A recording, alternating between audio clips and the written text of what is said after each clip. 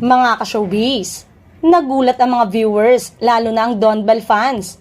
Ito'y dahil sa nilabas na mga bagong teaser ng ABS-CBN Studios para sa Linlang, the teleserye version.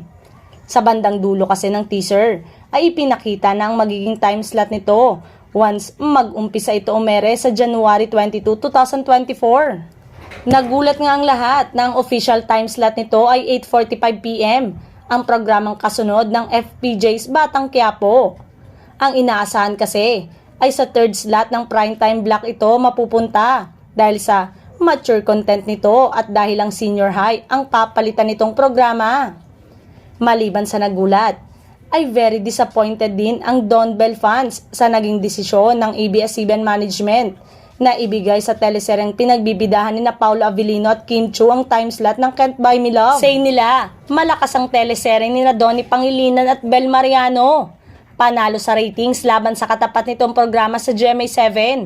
Hindi pa napapanood ng viewers ang buong series at bagay sa second slot ang tema nito na pasok sa younger audience.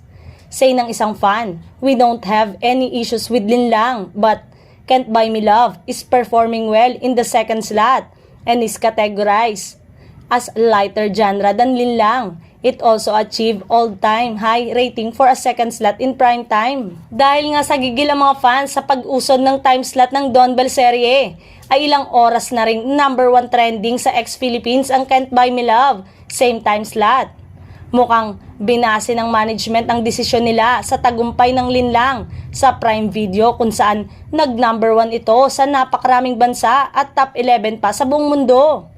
Dagdag pa riyan na nakakatapat nito ang teleserye ng dating boyfriend at ka-love team ni Kim na si Zian Lim. Komento ng netizen, nalulungkot din ako sa magiging time slot ng Can't Buy Me Love pero hindi ako masyadong makarelate kasi sa Netflix ko ito pinapanood.